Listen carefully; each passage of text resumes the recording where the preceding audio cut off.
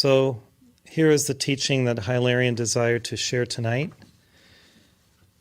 He says, focus on reality, concentrate on the divine, consciously invest in truth. And there are 5 statements for each of these 3 areas. Focus on reality. To focus on reality is to draw the sublime into your life and world now. I think I'll read each one twice. To focus on reality is to draw the sublime into your life and world now. To focus on reality requires courage to travel unto the heart of what matters and into the heart of the matter. To focus on reality requires courage to travel unto the heart of what matters and into the heart of the matter. To focus on reality means to give your undivided attention to God, the indivisible one. To focus on reality means to give your undivided attention to God, the indivisible one. To focus on reality allows you to proceed to your goal swiftly because you know where you are going, how to get there, why you are choosing this course, what the end result will be, and who will benefit from your luminous victory. To focus on reality allows you to proceed to your goal swiftly because you know where you are going, how to get there, why you are choosing this course, what the end result will be, and who will benefit from your luminous victory. To focus on reality involves becoming detached from unreality, unencumbered by old karmic patterns, relieved of self-defeating matrices, and freed from relationships and mindsets that may have broad appeal, yet which lack the luster of heavenly gains. To focus on reality involves becoming detached from unreality, unencumbered by old karmic patterns, relieved of self-defeating matrices, and freed from relationships and mindsets that may have broad appeal, yet which lack the luster of heavenly gains. The next 5 are on concentrating on the divine. To concentrate on the divine requires an intensity of attention on virtue, grace, and light. To concentrate on the divine requires an intensity of attention on virtue, grace, and light.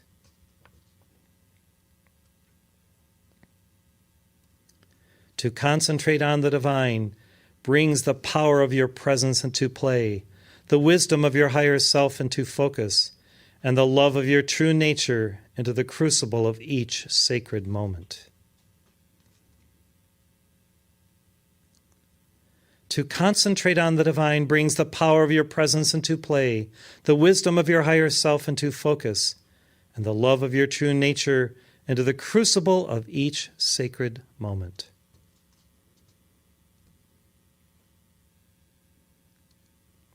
To concentrate on the divine illumines your aura with the expansive energy of spirit, which allows you to see more clearly, and through this greater clarity, make right choices.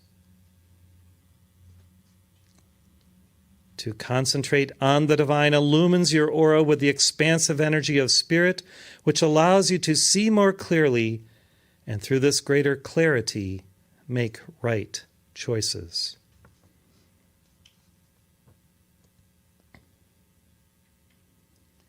To concentrate on the divine brings you into the hallowed circle of the saints robed in white, who safeguard your soul with currents of compassion, unguents of understanding, and flowering fragrances of faith.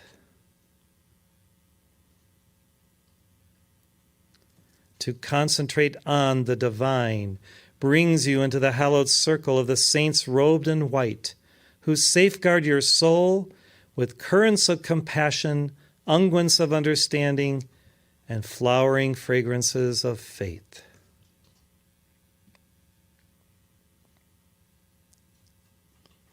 To concentrate on the divine magnetizes cosmic frequencies to your mind, heart, and will that will serve you well during every aspect of your journey home to pure beingness.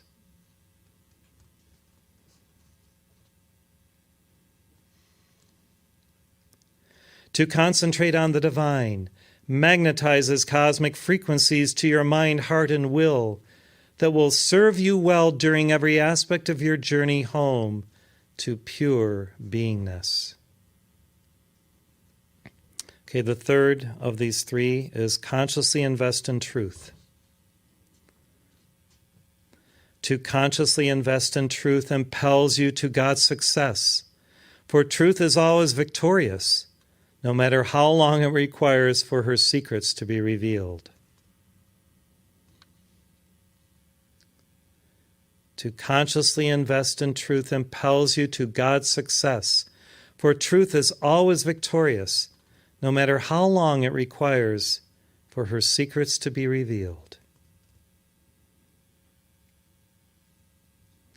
To consciously invest in truth involves leaping into the arms of God through faith and trusting that your contributions will always bear fruit in accord with divine cycles. To consciously invest in truth involves leaping into the arms of God through faith and trusting that your contributions will always bear fruit in accord with divine cycles.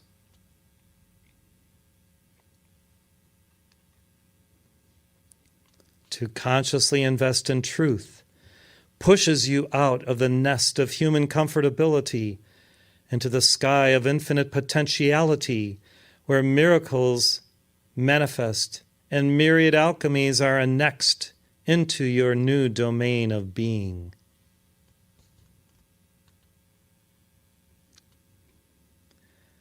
To consciously invest in truth pushes you out of the nest of human comfortability into the sky of infinite potentiality, where miracles manifest and myriad alchemies are annexed into your new domain of being.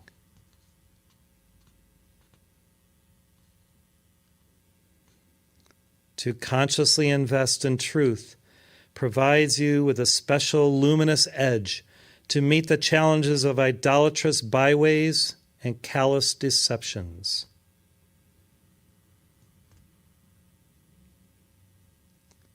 To consciously invest in truth provides you with a special luminous edge to meet the challenges of idolatrous byways and callous deceptions.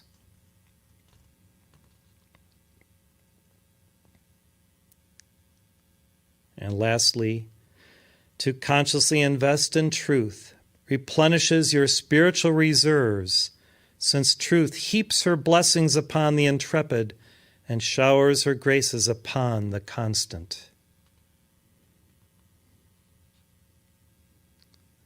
To consciously invest in truth replenishes your spiritual reserves, since truth heaps her blessings upon the intrepid and showers her graces upon the constant.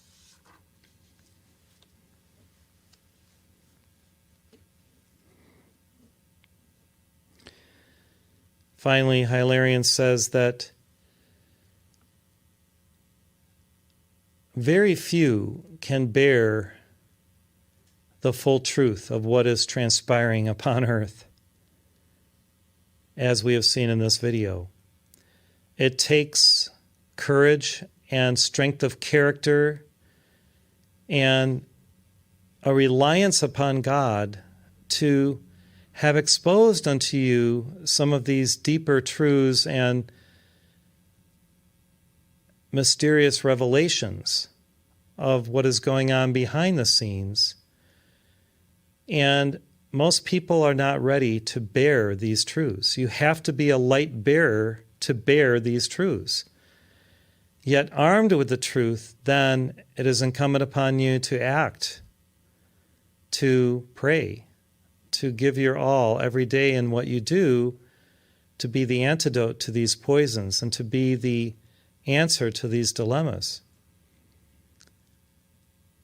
Now, part of the reason for these hours of truth is to prepare us for other revelations that are even beyond this time period that will be coming, that most of us know not of, that will lead us ultimately to our full enlightenment. Sun Tzu said that we had to know ourselves and our enemy. And those who know both themselves and their enemy can be victorious. I'm just paraphrasing a little bit. If you don't know yourself, but you know your enemy, it may be okay, but if you don't know yourself, then you've got a problem. If you know yourself, but not your enemy, you've also got another problem. So we must first know ourselves, and then we must know our enemy, and then we are armed with all of the information, the wherewithal to deal with what comes. Now, who is this enemy? It's not just people of another country, the Chinese, CCP, etc. It is the dweller in the threshold. It is the part of us that is synthetic and not of God. And I remember reading Climb the Highest Mountain when I was 18 years old, and one of the first chapters was about the synthetic self. And it was a very interesting chapter highlighting and illuminating just this teaching on the unreal portion of ourselves, our lesser self, the human ego, the dweller in the threshold. So we have to know our shadow self. Now, ultimately, we love enough to dissolve that shadow self. And in the teachings that we've received more recently in the Heart Center and through Omraam Mikhail Ivanhoff, it's not so easy to conquer the dweller in the threshold by challenging it into submission. It's much easier to just become the light, emanate pure love, and in that alchemy of divine love and light, we can dissolve the dweller. It's a process, it takes time, yet when we are courageous, we can do it. So God bless you. Thank you for being with us tonight. As we close this hour of truth, let us listen to and sing Song 155 to Jesu, Joy of Man's Desiring, one of the great conquerors of all ages, Jesus the living Christ. 155, you're welcome to go anytime you'd like.